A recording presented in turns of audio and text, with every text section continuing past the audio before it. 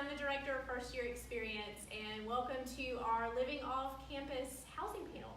And I'm joined by some local experts, so I'm going to let them introduce themselves. So. Hi, I'm Michelle Holland, and I'm the Director of Residence Life here at Flagler.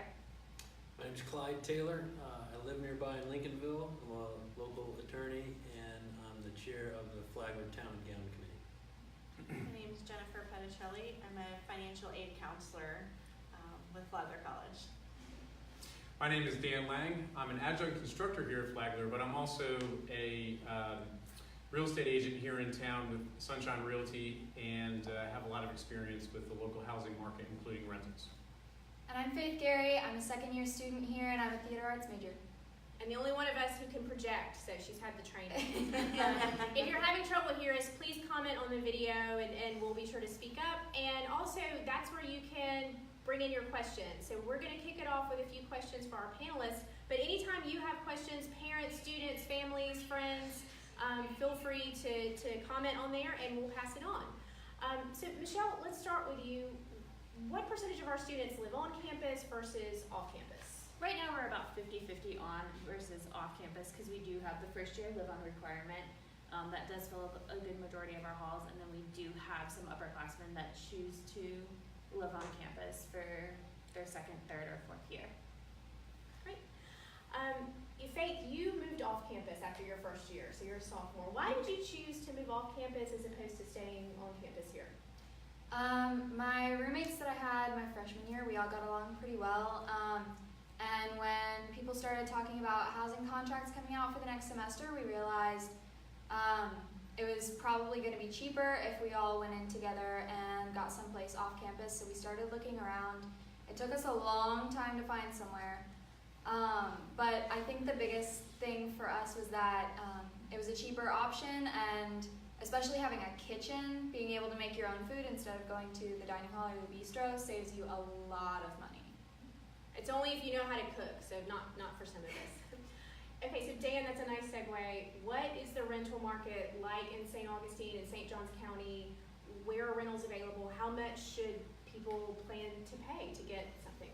It's the rental market in general is very tight, and especially in the downtown area, what we have seen over the last few years, is that as more and more single-family homes and properties in the area become vacation rentals, and owners are converting them into Airbnb type properties, that has reduced the number of available rentals to Flagler students. There's also the stigma that some homeowners will not rent to college students. So that's obviously always an ongoing difficulty for students trying to find housing off campus. So with that said, persistence always pays off.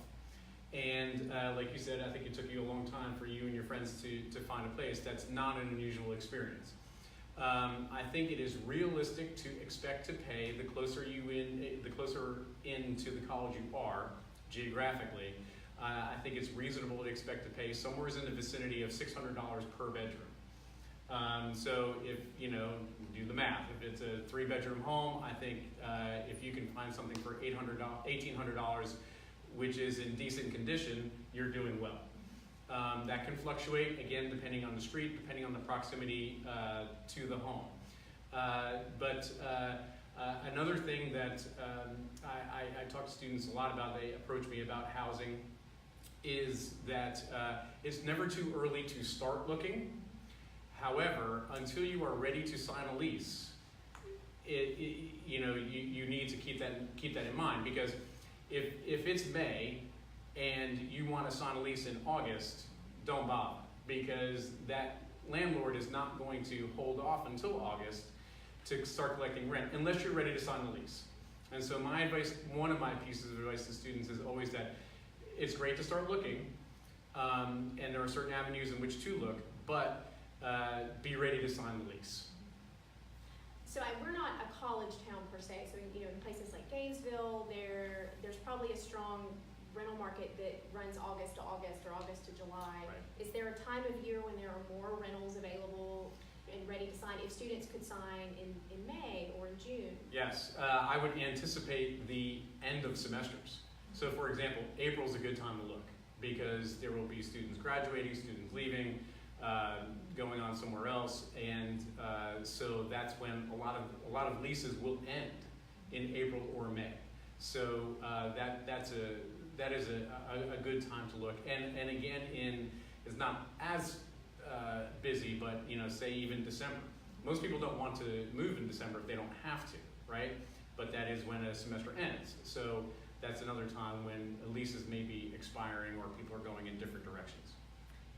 Jennifer, I know you have a lot of students who come to you with money worries, and in the first year, kind of everything's paid for.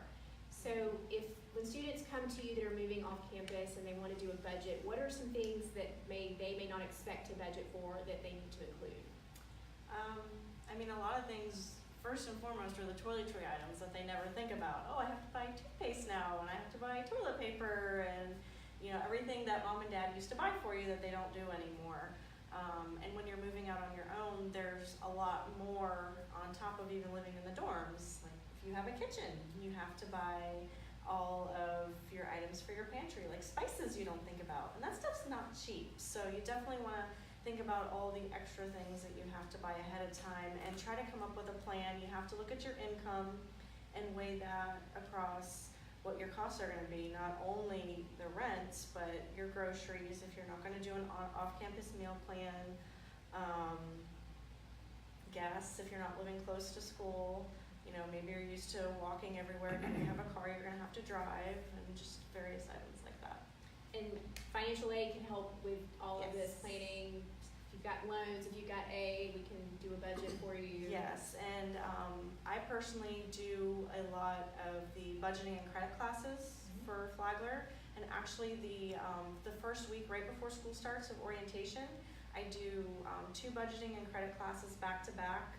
They're usually that Tuesday morning of that week of orientation, and I go over a lot of how you do a budget, how you build credit, why it's important, and you can always come by financial aid at any point, and we can help you build up a budget and kind of go from there. And Clyde, you live in Lincolnville, so we have a lot of students who are probably your neighbors, but it's a mixed community. There's older people, there's younger people, there's students. What would you like students to know who are preparing to move off campus about how they can live in the community? What's the culture of being a good neighbor? All of those kinds of things. Well, I think the first thing that maybe the college students don't really appreciate about the neighbors is they want to know them too. So it can start with something as little as just introducing yourself to your neighbor. And that just always sets the tone, because then if there are any issues that come up, it makes it much easier to talk. Our neighborhood is it's small, so everybody waves to everybody. And I do notice some students, I think, are a little nervous, and so they sort of keep their head down. So I think it just act normal, just like the old people, maybe just like one of your contemporaries. And then otherwise, the biggest difference between college life that I can remember and still wish I was in is, your clock's a lot different. You get up later, you stay up a lot later. So just knowing that most of the people around you that have jobs that have to get up early, you just try to respect the fact that they may be sleeping when you are just getting started.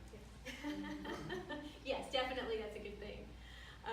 So I know that with our freshmen, we often do a lot of roommate negotiations and conflict negotiations, and then when students move off campus and you're not just sharing a room, you're sharing a whole house, or you're sharing yard work. Any advice for managing those roommate negotiations in a new environment? So confrontation is always challenging, but the biggest thing is that open communication piece. It's being open of, hey, I hate taking out the trash.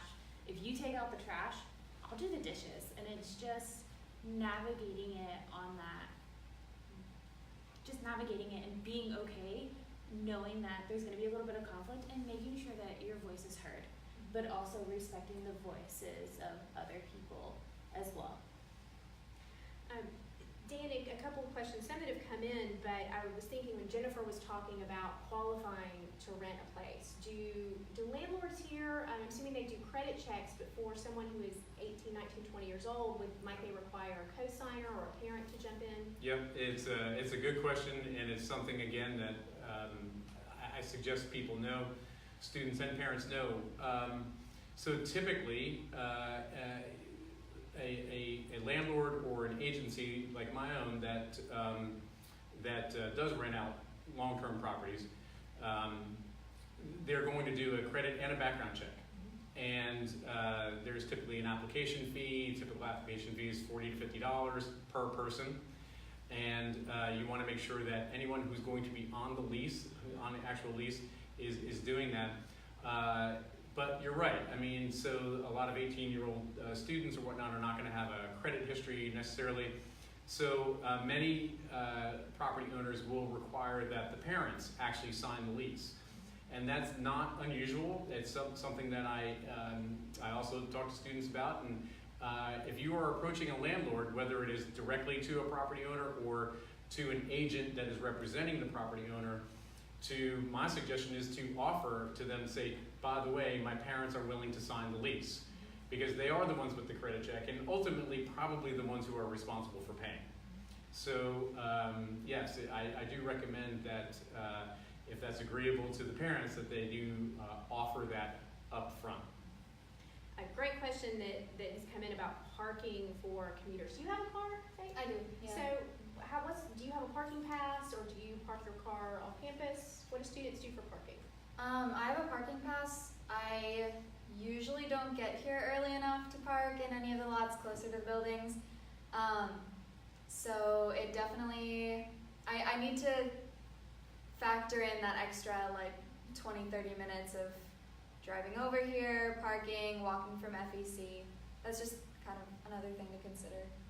We do have a commuter lot on campus, and the garage is open for students, and there are commuter stickers. They're the same price, I think, for a parking pass is the same price for all students. Yeah. So, but there is on-campus parking. What about, thinking about, you have the job sometimes, Clyde, of navigating our relationship with the communities, or helping us have that dialogue. What do you hear from students that they want to, how they want to fit into the community versus what the locals want from us and our students? Well, what I think I hear mostly from the locals are, unfortunately, probably just the bad side, which are the complaints. But I think the idea now, it's changing a little bit, because now some locals are actually preferring students because we have such a strong vacation rental market, that now that attitude is changing, and I think some locals are appreciating that it can be much better to have students right next to you than the revolving door of tourists, essentially. I don't really know have a great response to what the students expect. I haven't heard much of that. For what Cheap housing. Probably, with probably to be parking left right across from alone. their class. Yeah. Yeah, I mean, I can think back to when I lived off campus in school, and you do like the freedom of it and the ability to not have to go and get meals in a certain place and to cook, and but I haven't heard much from students. I don't know if that means they're happy or what that means. What about finding a good landlord? I've had a few comments on here about watch out for scam landlords. Are there ways to ensure that you are moving into a positive situation? Are there agencies to go through? What do you recommend? So I do recommend, there are several different avenues in which to find a place, and ones that are represented by a real estate company will have an agent that is licensed, that will follow the protocol and should be filling out an appropriate residential lease. And that's a good separation also between tenant and landlord, because what happens in a situation like that is then when there are issues on either side, they go to the agent, who is the person in between, and then they will help correct the situation, whether it's a repair that needs to be done. This is not to say that, you know, all landlords are evil people and they're going to treat their tenants poorly, but there is that extra layer of help there.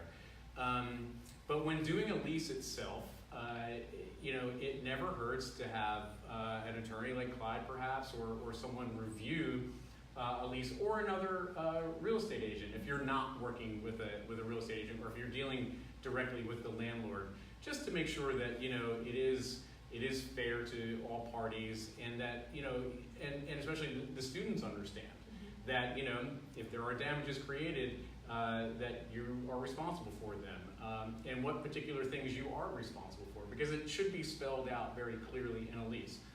With regard to scams, you do have to be careful. One of the most commonly used resources in order to find rentals, and I bet you and your friends used it, is Craigslist. And Craigslist is well known to have plenty of rental scams on there, and it's happened to me on plenty of my listings over the years. Is they'll put out there, you'll see this unbelievable deal for this gorgeous 4-bedroom house for $700 a month. And if it sounds too good to be true, it probably is. Do not just send money out, you know, meet someone face to face, or call someone, you know, an agent, you know, a real estate agent or whatnot that can help you field that, and, you know, use common sense. Don't just meet at a property by yourself, and, you know, use common sense, because there are scams out there and people will be more than happy to take your money. Can I add to that? Yeah, please do. Well, I think I've definitely seen bad landlords in terms of leases, and I think if you go through an agency, you're already filtering through that process, because there are definitely landlords that just want money, that's it.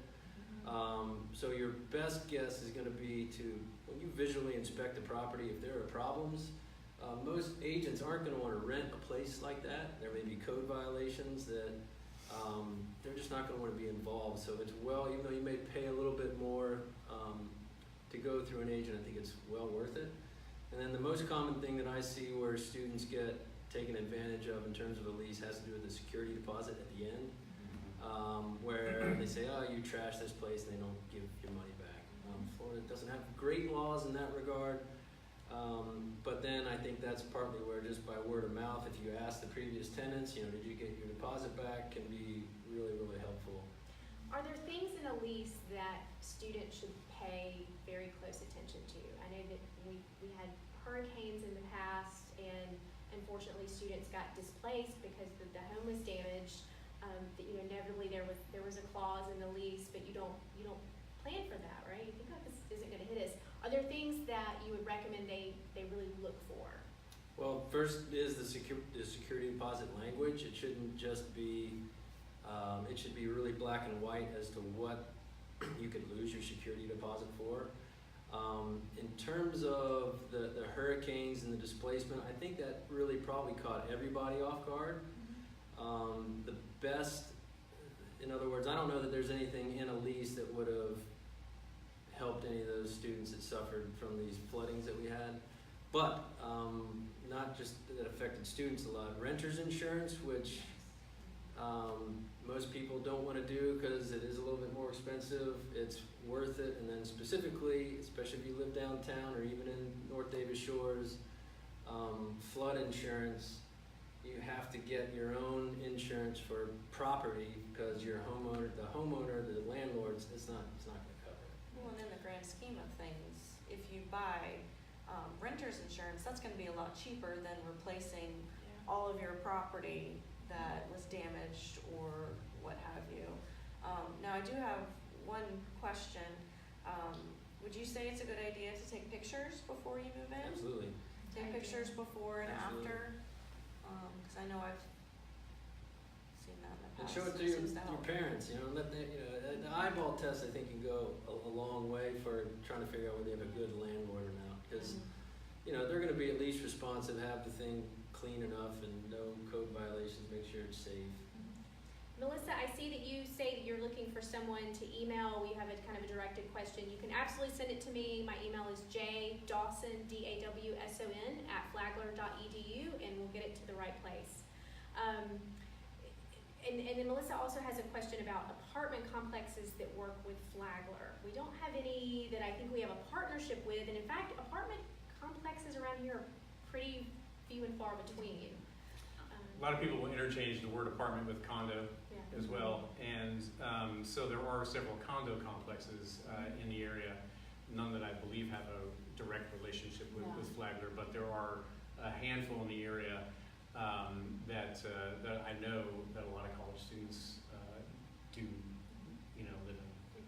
And with it, we have our off-campus housing list, and we've had agencies reach out to us with, hey, can you post this information? And they'll have specific ones of, hey, you're a college student on a budget, look at this, or people that are like, hey, I have a room for rent, or even other Flagler College students that are looking for roommates post on this list, and it's updated every week with it, and students give us feedback on the different places as well. And just to reassure some people, because I know I mentioned hurricane, and especially for families who have students coming here in the fall, I think we have a great system of supporting students who get displaced. I think if students end up in a situation, whether it's a bad landlord who they have to leave, or a hurricane or anything else, we're able to, usually, we're not gonna leave anybody homeless. So. Yes. We were able to, with the previous hurricane, we had some spaces in the residence halls that we were able to put students in after, was it Irma? After Irma. So we all live in the community, I think in different areas. And we've been talking a lot about downtown, but what are some of the other areas in town where, do you live close to campus? I live about 10 minutes north, in a pretty small neighborhood, but there are a lot of students living there. It seems the further north you go, the cheaper it gets. Or the further south. Yep. We didn't look very far south. I think most people live up there, or there's a lot of places behind the Walmart as well that I've heard. A lot of people live over there.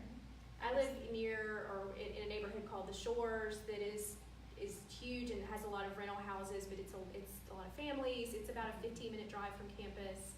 You mentioned the island, and we have a lot of people that live on Anastasia Island. Yes, that is a very popular destination for students to live at, but it's also, there's a lot of people that live together because of the cost. Because when I was moving, I was looking there, and I moved south because it was cheaper. The closer to downtown you are, or on the island, closer to the beach, it's and the cost to purchase a home in those areas is also higher than it is a little bit north, a little bit south, a little bit west. We're seeing there's more and more west of US 1. I would not be surprised if more and more students you're seeing moving west of US 1 is still in close proximity to the school. You will get a little bit more house for the money there than you would on this side of US 1 typically. Something that I didn't want to forget though is that we mentioned very briefly condo complexes and things like that. Something else, I don't think we've mentioned it yet, is that these condominium complexes in many neighborhoods will also have associations, homeowners associations. Yep. And that is an entirely additional layer of rules that as a tenant you are required to pay attention to. So if the condo rules say that the pool is closed at 7, the pool is closed at 7. And so that is, just as an example, pets are another big thing that, some condo complexes will not allow them. So these are questions that you'll need to vet before signing a lease. And the cost as well. And the Yes. cost, yes, Because absolutely. they're gonna build that in, they don't wanna. Right. Absolutely. Yeah, there's usually an additional pet deposit, the damage. I have a house full of pets, trust me. You're gonna do it. Yes. Get a good vacuum, all of that. Someone is asking about the list of off-campus housing options. That is on our My Flagler account, so students can access that on the student life page of their My Flagler account. So people who do not have a My Flagler account will not be able to access that. One of the things that I have seen, seems like more families doing every year, is that sometimes the parents will buy a house and the students will live in it.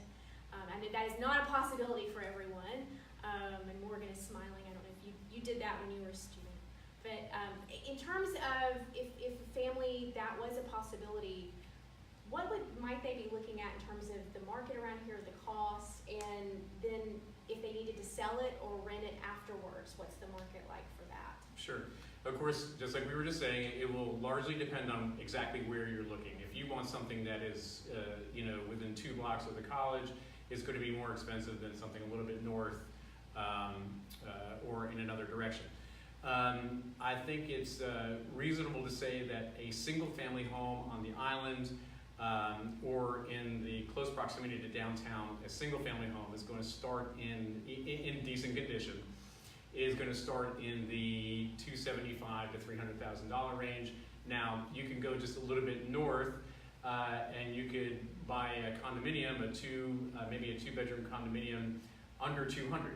So, and I've worked with many families over the years that have done just that, and their student lives there, and then they rent rooms to their friends over the years.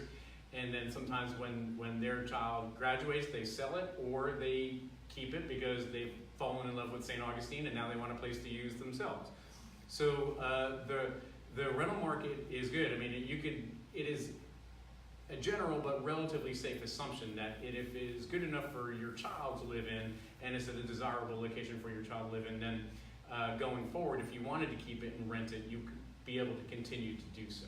And the housing markets here is still It's- turning and... It is. It's difficult to find, like most markets, it's difficult to find, that underpriced gem. I don't know if that really exists very much, but there are, if you, if you're, again, persistent and you look and look hard enough that you can find those things. But in general, like in North Davis Shores, for example, you can find some decent things under 300. But speaking of flooding, you mentioned flooding. I mean, that's something that if you're looking at a home in a downtown area or in North Davis Shores, that's one of the first things that we need to know about.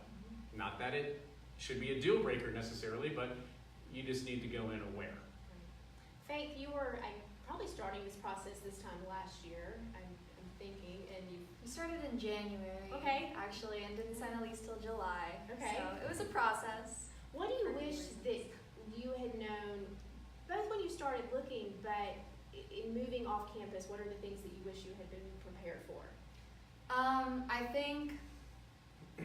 I think I wish that we would have, like, right off the bat, sat down and had an honest conversation about who was really in it, like, fully committed to doing this, what our expectations were in terms of price and location, who had transportation, and what our schedules were going to be looking like in the upcoming semester.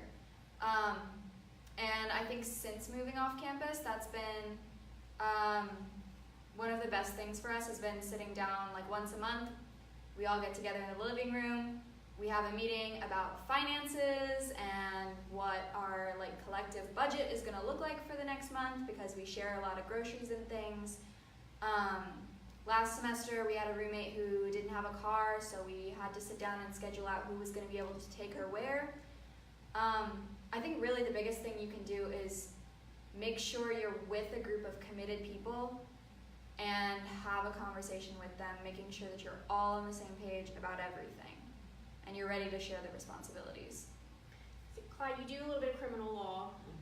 I know that parents are always asking about safety and particularly because St. Johns County is a big place and how safe it is and what should they be concerned about when picking an area to live? I think it's a little bit of common sense. There are some places that may be a little bit cheaper that have reputations for more crime, but I don't find a lot of that is really there's a real strong correlation there. I mean, like out west, I think what is growing probably has that reputation, but it's just like how Lincolnville was 20 years ago when I moved. It had a reputation that there was a lot of crime, and I found that to be quite the opposite. So I think for the most part, there isn't any neighborhood certainly to avoid. I think downtown, just because there's so many more people coming some well-publicized crime, but it's really just more in the downtown area, not so much the residential parts. So Michelle, I know that, when students are living on campus, there's a lot of support for them in a lot of ways, but also, they're just more present and where we can see them. But when students move off campus, I think both what supports are available to them, but also what kinds of conduct responsibilities should they still be aware apply as a Flagler student, whether you're living off campus or on campus? So with it, in terms of the conduct, Dean Hibbler, who is the Dean of Students, has a really great working relationship with the Sheriff's Department, the St. Augustine Police Department, the St. Augustine Beach Police. So anytime a Flagler student is involved in an incident, he receives a phone call. Mr. Doyle, who's our Director of Safety and Security, also receives a phone call, and they both get copies of the reports. So again, we're representing Flagler, and it is in our code of conduct that both on and off campus, you are held to a certain standard. In terms of support, you pretty much keep all the same support networks. You can still go to the counseling center. You still have health services. There's still care referrals. There's still the Learning Resource Center. With it, nothing really changes in that aspect.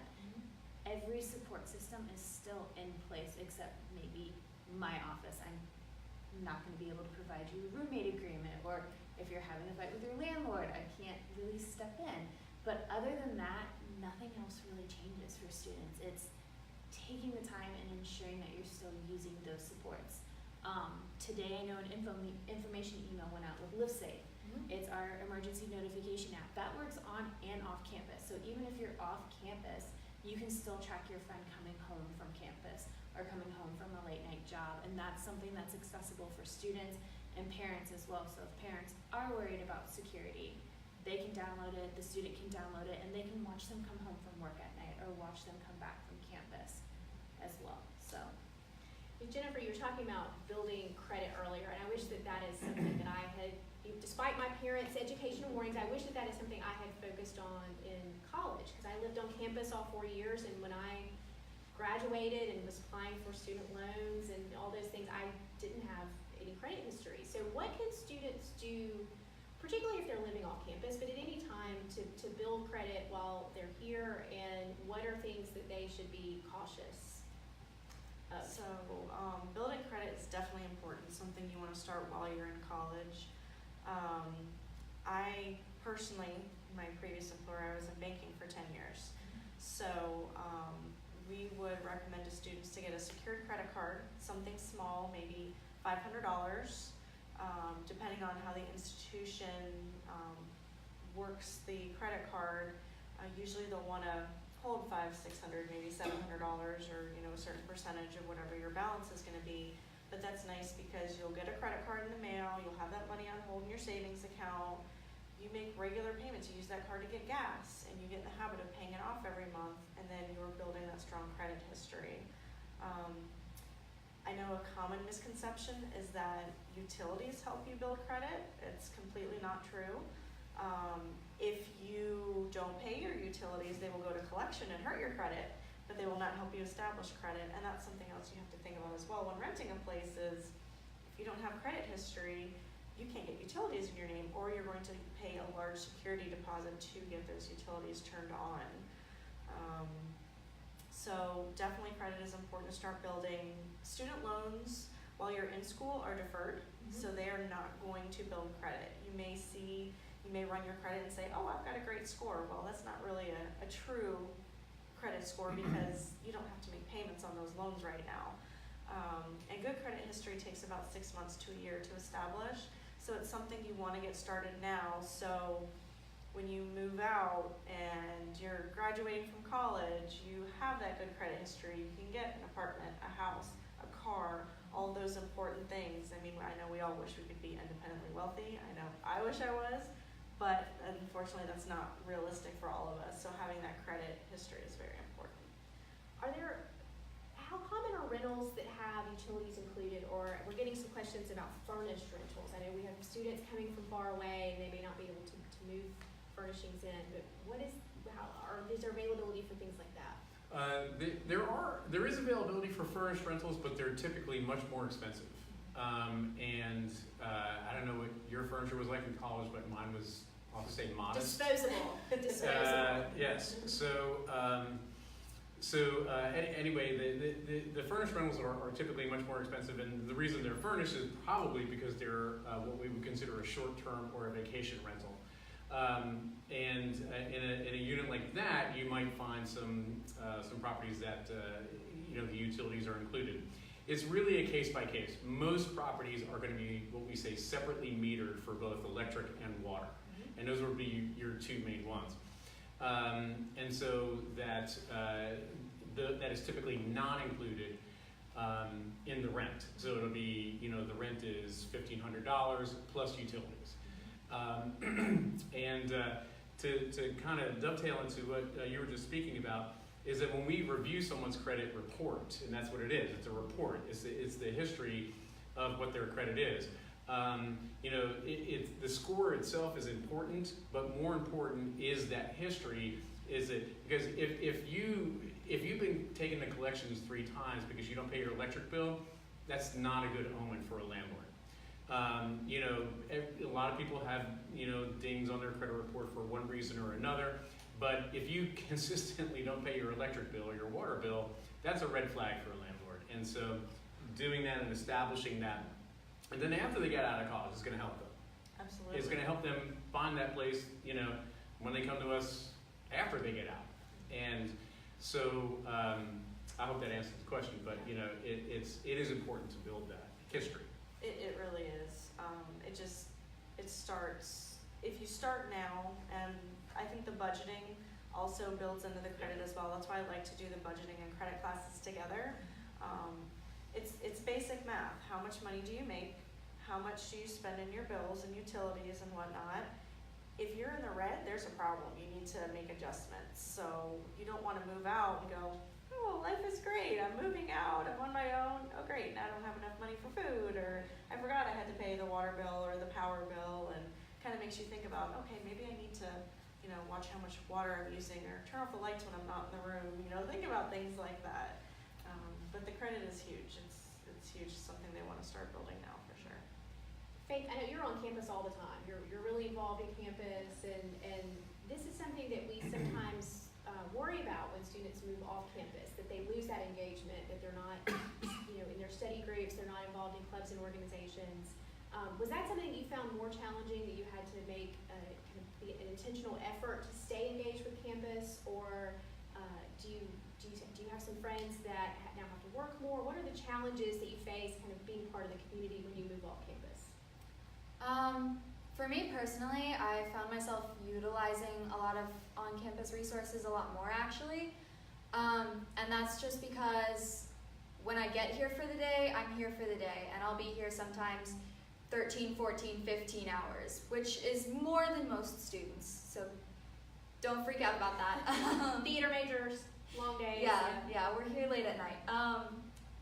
But in those hours in between classes, work, rehearsals, things like that, instead of going back home, taking a nap, going back to my dorm, I make sure to intentionally utilize that time to go to the library and start a study group, or go to like a tutoring lab or something like that.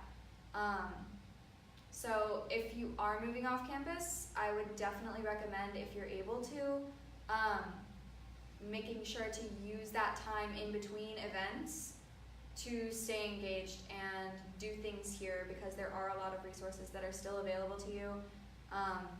And going back home isn't only going to cost you more money in gas if you're driving, but it's going to take, I think, valuable time that you could be spending here away from that schedule.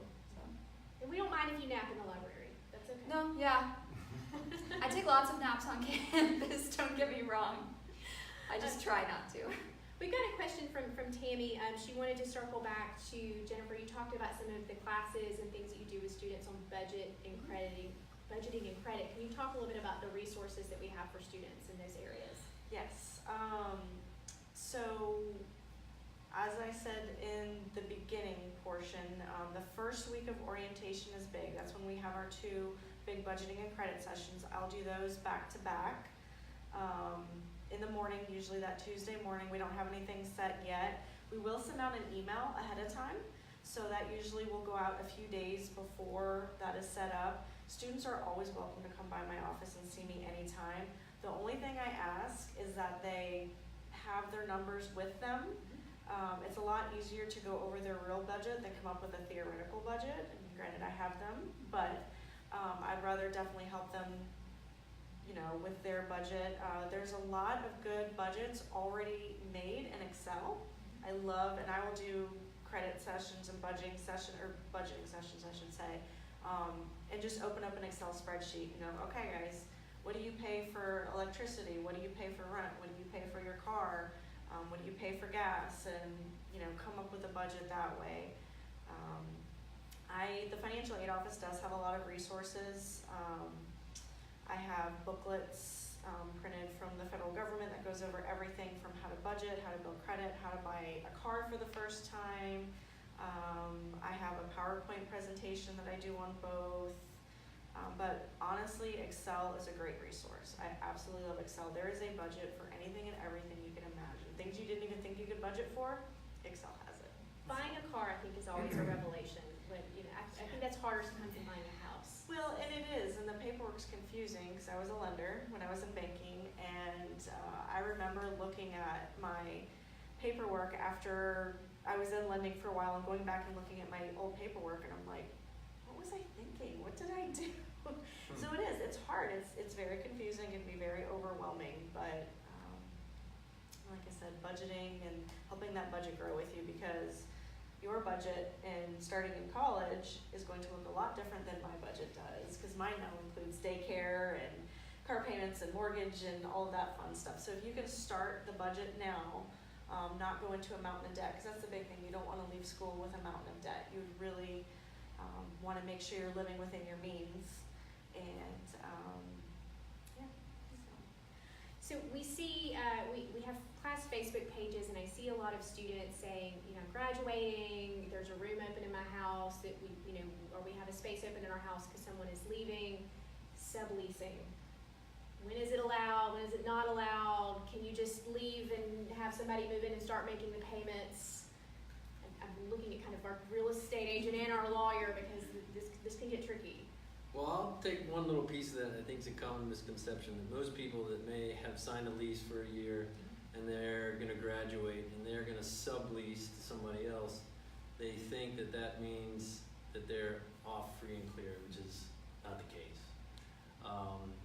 And I would guess you'd know better that probably most landlords say if you sublease, it's only with my permission. So, and granted, some landlords may just say as long as the money keeps coming and there's no problems, say no problem. I don't know what you're doing. No, that's definitely the case. I mean, it very rarely will a lease actually allow subleasing. You might find that landlord that if you approach that landlord and say, I'd like to, you know, this person to take my spot or whatnot, they may modify the lease and add that person or however, but subleasing itself is typically not allowed. So like Claude just mentioned, if you sign that lease for a year, you have obligated yourself for that year. You have. Even if you move someone in and don't tell your landlord and they're paying you and you're paying the landlord, I don't recommend it, because at the end of the day, if your name's on the lease or your parents' name's on the lease, then that's the person responsible. You know, I think it's also good practice, just always be open and honest with your landlord or your agent that is working for that landlord, because, you know, honesty and being upfront will go a long way. You know, don't let a problem become a crisis or something like that. But you do need to go in knowing that you're signing this lease for a year, and that you are responsible for that year. So if some sort of crisis comes up and you have to leave, again, you know, the approach the agent or the landlord, and do it sooner rather than later. So you're throwing around some terms here, and I want to make sure we're being clear, because I can remember being really confused the first time I went to rent an apartment, and we mentioned security deposits, and I can remember both not knowing what that was and being startled at the amount of money I had to come up with just to move into a place. So what is a security deposit? How much is it? And you know, how can students avoid getting caught off guard when they think they're moving in somewhere and they are not prepared for that deposit for electricity, all of those things. Is that one directed at me? Anybody Yeah, who wants to jump in. So, A lot of us have probably had that same yeah, experience. I'll give my quick 2 cents on it. Typically, a security deposit is also referred to as a damage deposit. And that is to have basically a little bit of money set aside that should there be damages when you move out, the landlord has some money to take care of those damages. It is typically, but doesn't have to be, the equivalent of 1 month's rent. Okay? Now, situations will vary. I think the most common arrangement you will find is that in order to move in, because that's the question, how much is it going to cost me to move in? Typically, it will be first month's rent plus security. So if the rent is $1,000, it would be $2,000 to move in. Now, some landlords insist on first, last, and security. That would be $3,000 to move in. So that's your first month's rent, your last month's rent, plus the $1,000 security. Something that is always written, should be written clearly in the lease. I'm sure Clyde will have something to say about this, is that typically, and I know any lease that I've ever done, the security deposit may not be counted towards your last month's rent. Because a lot of tenants will say that, say, you know, I'm leaving at the end of May, it's the end of my lease, so I'm not gonna pay you rent in May, you already have my security deposit. I can tell you that as a landlord, I would not take that.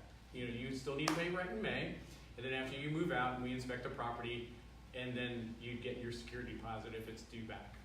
So that is something that needs to be clarified with students, I think. Yeah, and I think this kind of goes back to also the good and the bad or shady landlords. Yep. There is a standard lease form that a lot of agents use, a lot of landlords will use, that's approved by, I think, the Florida Bar, but it's very standardized, so there's a pretty specific meaning for what the security deposit is. The real answer is, whatever the security damage deposit is whatever is written in that lease. And there are a lot of, the market's changed over the years, especially with the short-term rentals. They've kind of got these homemade leases, and that's where I think you just need to read them very, very carefully.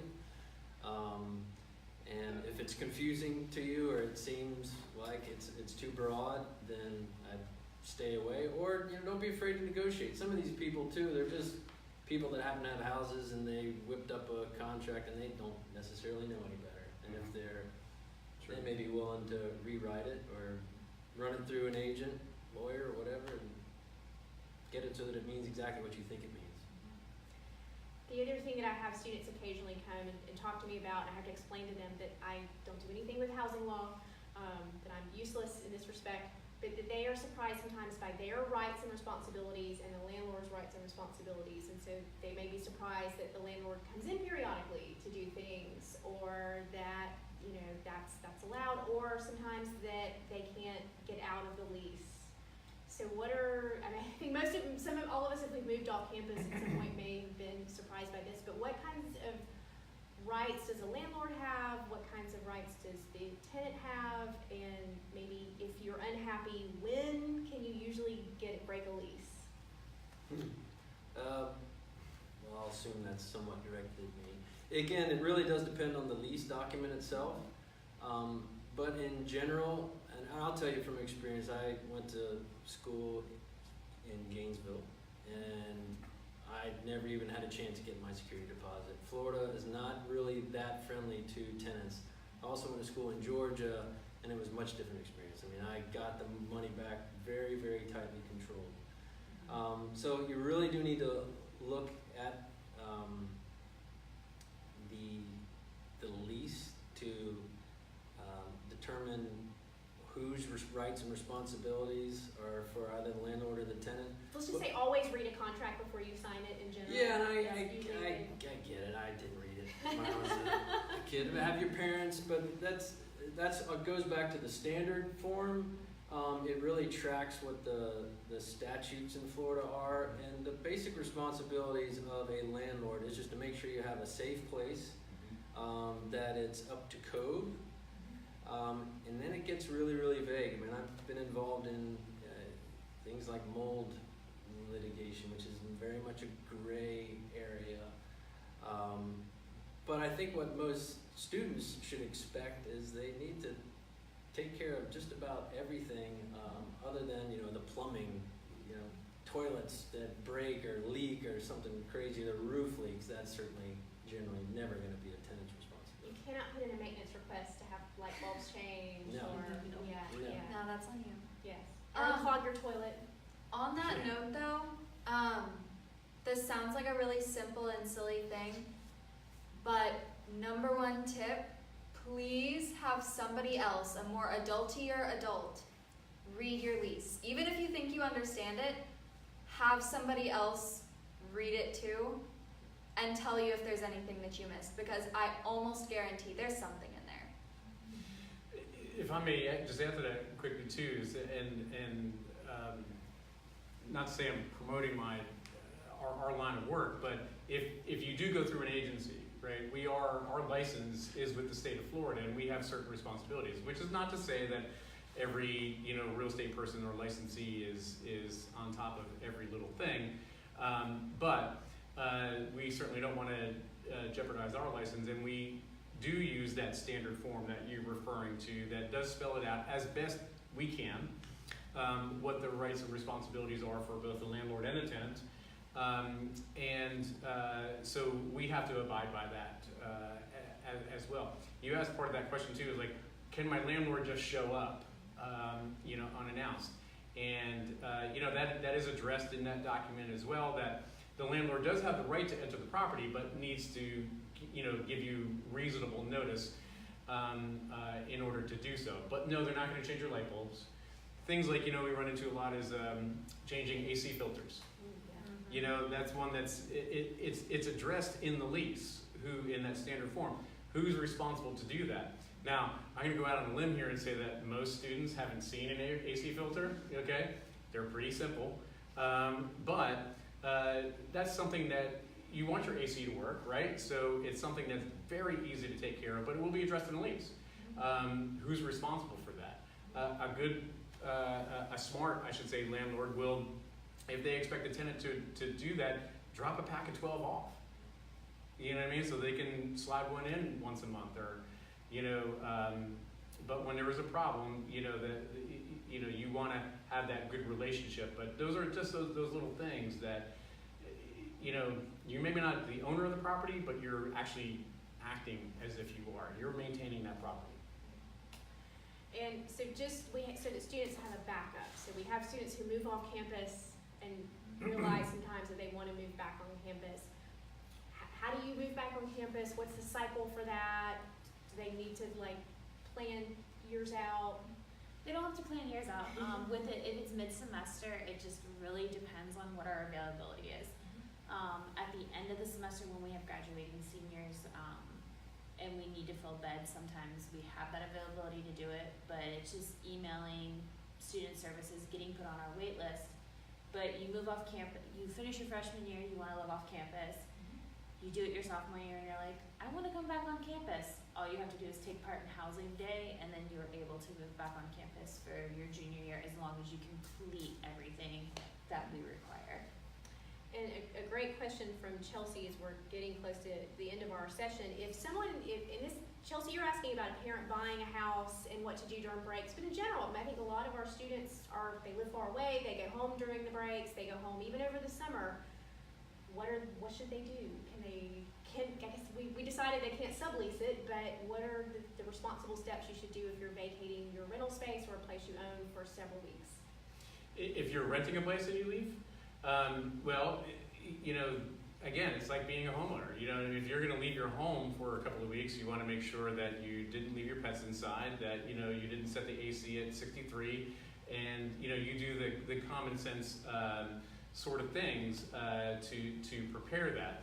It's never a bad idea to also have a good relationship with a neighbor who can keep an eye on the property, but just sort of normal things. A lot of times people will shut the water off to the home or to the condo, whatever it is that you're renting. If you do that, typically most people will tell you to also throw the breaker for the hot water heater, if you're going for any sort of extended period of time, because that will happen. You could have that leaking pipe while you just happens to happen when you're gone in December or something like that, and So yeah, just preparing that, but having somebody to be able to check on the property is good. What about having a house sitter? So we said that subleasing can be tricky, but if I'm going away for 3 weeks, can my friend stay in my house that I'm renting? I would again go back to the lease document to see exactly if that is, if that is addressed. Most leases will not say that you cannot have overnight guests, but again, like Claude's been saying, you want to make sure that you read that, you understand that, and it is spelled out in plain language. I can't speak for every circumstance, but it's probably not an issue so long as you're not like, if you're starting to collect rent, then that's subleasing, your friends or your friends from coming in from out of town, they're spending the weekend there, unless that's specifically prohibited in a lease, I don't think that that's an issue. Great. So I think we're out of time. Any final comments? Anything that I didn't ask? No? Okay. Fantastic. Great. So thank you all for tuning in, and of course anytime you have questions, we have a lot of resources here at Flagler, and if you're not sure where to turn, we'll be happy to connect you with them. But have a great night.